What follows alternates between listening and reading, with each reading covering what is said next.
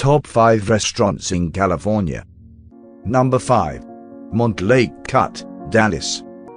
I always wanted to do a little restaurant that cures my homesickness, says chef owner Nick Badavinas, who has spent 25 years in Dallas but still pines for Seattle. That mission is accomplished at Montlake Cut, a place where white tablecloths peacefully coexist with nautical cots galore.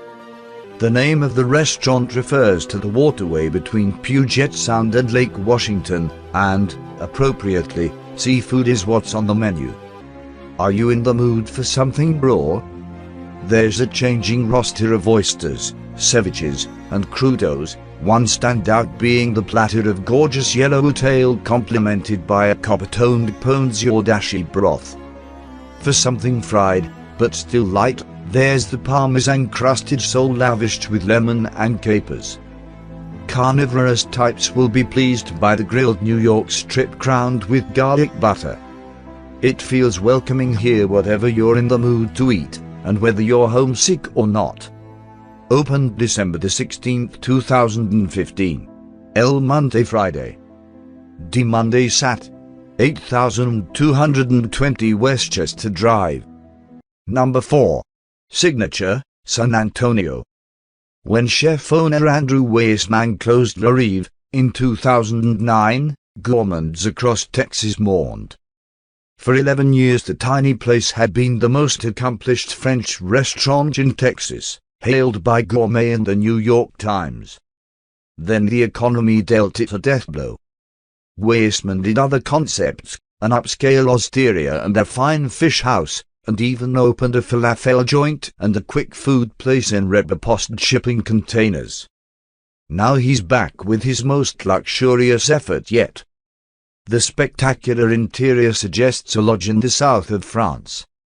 Signature's elaborate presentations are so fabulous that diners stare as if they've just seen Botticelli's Venus, or Beyoncé.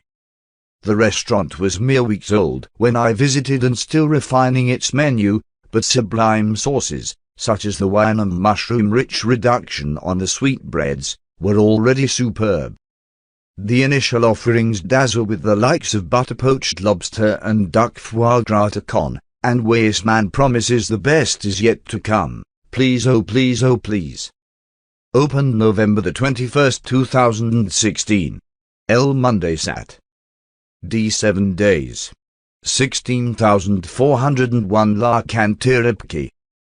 Number 3. Sprezza, Dallas. Before opening his modern trattoria Sprezza, Dallas chef and restaurateur Julian Barsotti took a Roman holiday. Actually, he took 3 of them. I went to explore Roman street food, he says. Everyday fare. He came away with a liberating truth.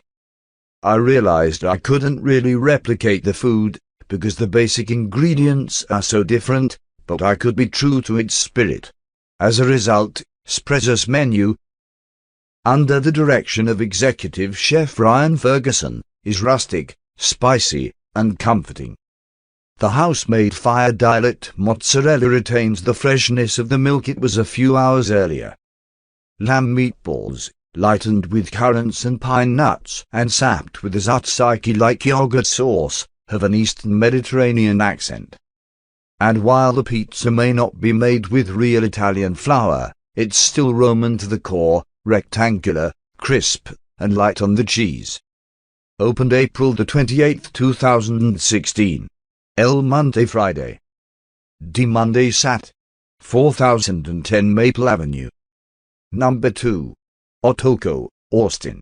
4 days a week, a dozen or so lucky souls wend their way to an area above South Congress Avenue. Awaiting their arrival are young sushi chef Yoshioka and his merry band, ready and eager to slice the best fish in the city.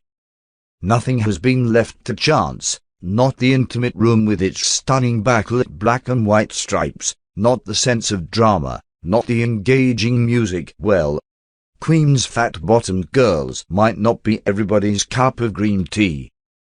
2 menus are offered, on Wednesdays, globally sourced sushi and sashimi. Other nights a mix of fish and meat. You might start with a mini salad of fried shiitakes paired with the otherworldly crunch of jellyfish. For contrast, Okai offers rare duck, its fatty skin lightly singed and crispy. 20 bite-sized courses, chef's choice, will run you $150 to $200 a person, not including gratuity or beverage. When's your birthday? Opened March 2, 2016. D. Wedsat. 1603 S. Congress Ave. Number 1. Flora Street Café, Dallas. Welcome to Stephan Pyle's own private Texas. The force behind half a dozen major restaurants, the Dallas chef has walked an unusual tightrope over a 3-decade career, honoring his West Texas roots while embracing complex modernist cuisine. The meeting ground between high style and homespun has reached its peak at Flora Street Café, a glittering jewel box of a space in the Dallas Arts District overseen by chef de cuisine Peter Barlow. Every dish has a Texas element, Pyle says, even if it's only a chili or a hint of smoke. Some of those connections are straightforward, like the rye bay with a shimmering bone marrow custard. Others are a culinary riddle, like the puzzle, in which a handful of hominy and an alabaster flair of citrus-marinated black cod bask in a dusky broth brightened by shishito peppers. Pyle's began in the 80s as one of the 3 Texas architects of Southwestern cuisine. His genius then was taking Texas, Mexican, and Southern ideas to places they'd never been before. With Flora Street Café, the genius continues. Open May 31, 2016. D. Monday Sat. 2330 Flora.